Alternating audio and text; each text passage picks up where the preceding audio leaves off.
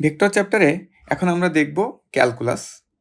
তো ক্যালকুলাস দেখার আগে আমরা ক্যালকুলাস রিলেটেড কিছু টার্ম দেখিনি।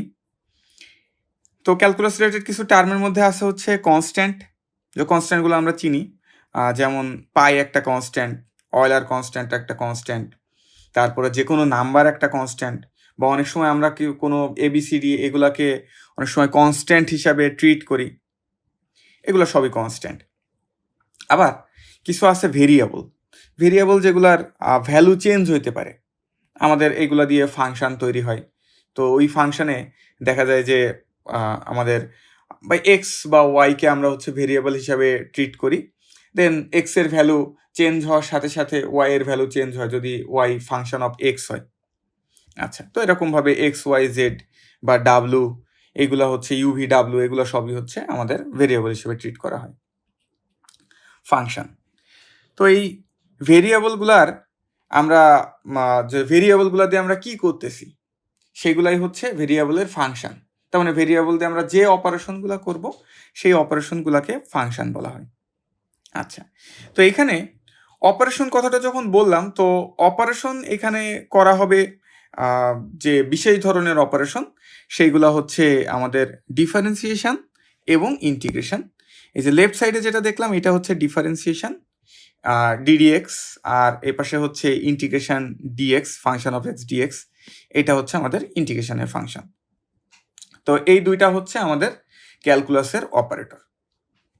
ওকে, সো আমরা প্রথমেই দেখব হচ্ছে ডিফারেন্সিয়েশন।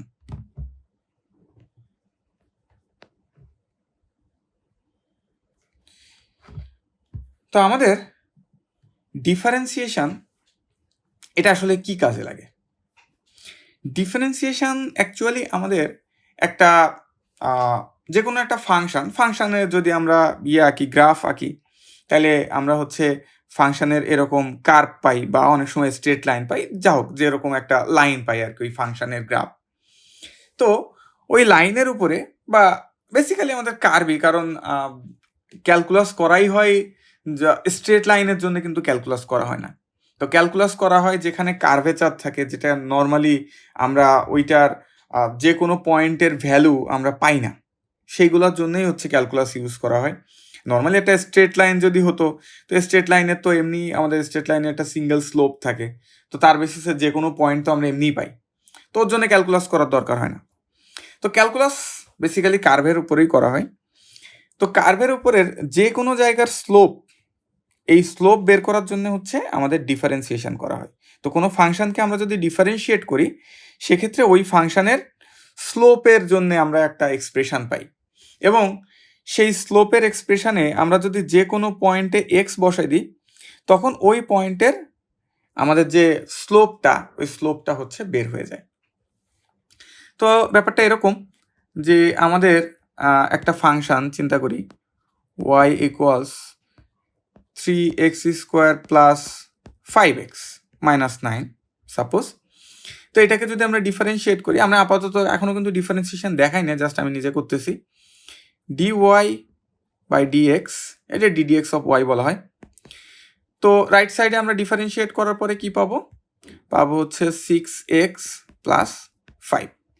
আচ্ছা, তো এইবার আমরা যে কোনো পয়েন্ট, এই যে এক্সপ্রেশনটা আমরা পেলাম, এই এক্সপ্রেশনটায় আমরা যে কোনো পয়েন্টের এক্স যদি বসাই দিই, সো ওই পয়েন্টে আমরা হচ্ছে স্লোপটা পাবো। এখানে যেমন চিন্তা করি যে আমরা এক্স ইকুয়াল টু যদি এই পয়েন্টটা বসাই, suppose this point is x equal to 2, তো আমরা এই ইকুয়েশনে এক্স ইকুয়াল টু 2 বসাই দিলে কি পাবো? ওই 2 যে পয়েন্ট, এক্স বরাবর যে 2 পয়েন্টে, ওইখানে আমরা স্লোপটা পাবো। আচ্ছা, তো যাই হোক, আমরা হচ্ছে এখন দেখব যে বেশ কিছু ভেক্টর ক্যালকুলাস, যেগুলা খুবই কমন যে ভেক্টর ডিফারেন্সিয়েশন আর কি, সেগুলো আমরা দেখব। তো এখানে আছে হচ্ছে আমাদের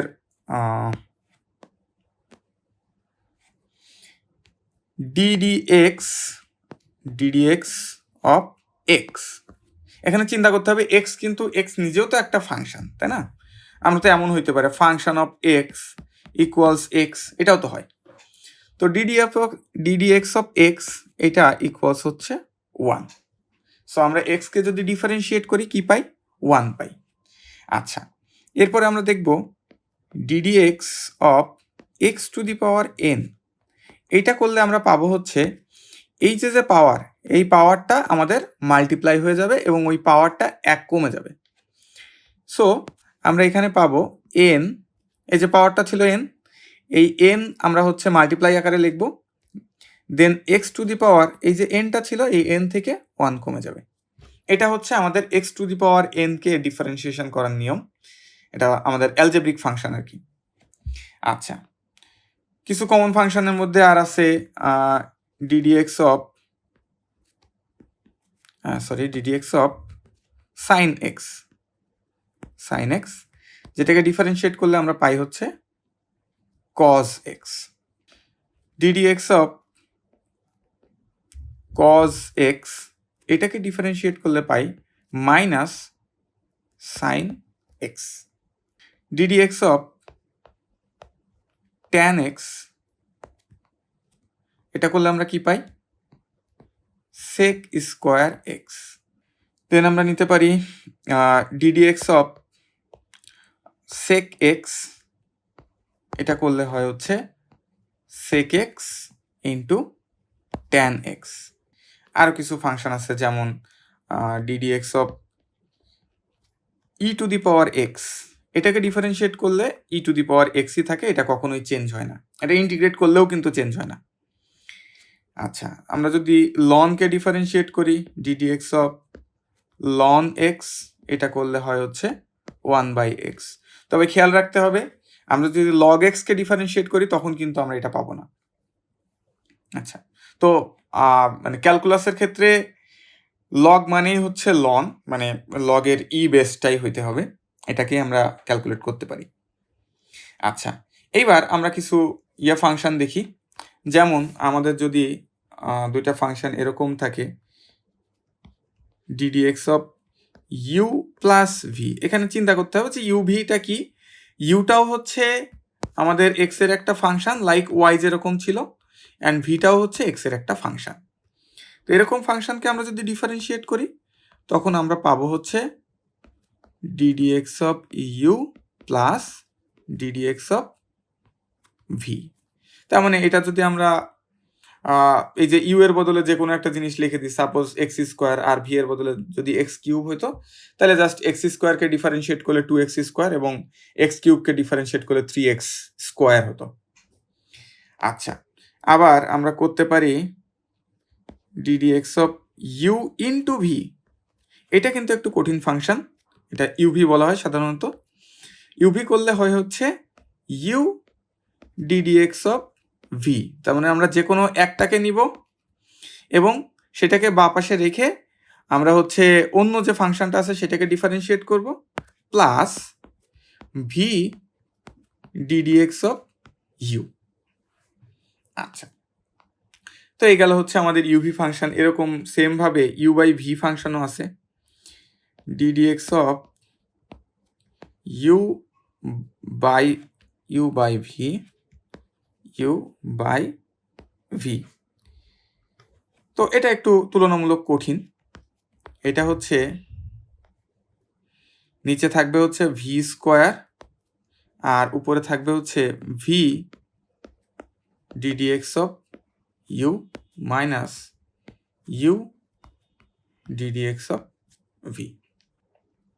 তো যাই হোক, এই যে এক্সাম্পলগুলো আমরা দেখলাম এইগুলো হচ্ছে আমাদের কিছু বেসিক ফাংশনের ডিফারেন্সিয়েশন, বা আমরা বলি হচ্ছে ফাংশনের ডেরিভেটিভ এইগুলা। এরপরে আমরা হচ্ছে আরেক রকম ডিফারেন্সিয়েশন দেখব। এটা যদিও আমাদের ইন্টারের সিলেবাসে আমাদের মানে যে হায়ার ম্যাথেও কিন্তু এই পার্শিয়াল ডিফারেন্সিয়েশন ইনক্লুডেড না, তারপরে পার্শিয়াল ডিফারেন্সিয়েশন মোটামুটি করা যায়। তো পার্শিয়াল ডিফারেন্সিয়েশন হচ্ছে যখন কোনো ফাংশনে আমাদের মোর দ্যান ওয়ান ভেরিয়েবল থাকে। যেরকম উপরে যে ফাংশনগুলো দেখছিলাম, এই উপরে সবগুলো ফাংশনে কিন্তু একটাই ভেরিয়েবল ছিল এবং সেই ভেরিয়েবল হচ্ছে এক্স, ঠিক আছে। তো কখনো কখনো ফাংশনে একটার বেশি ভেরিয়েবল থাকে, যেমন এক্স ওয়াই জেড, 3টা ভেরিয়েবলই থাকতে পারে।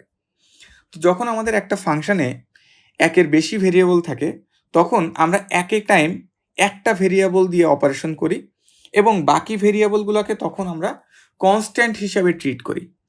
যেমন আমরা যদি একটা এক্সাম্পল দেখি, তো সাপোজ একটা ফাংশন, এটা তখন হচ্ছে ফাংশন অফ এক্স না নিয়ে আমরা লিখবো function of x y z. তো চিন্তা করি এটা হচ্ছে 3x square y plus 5x cube y square z minus 2x Z.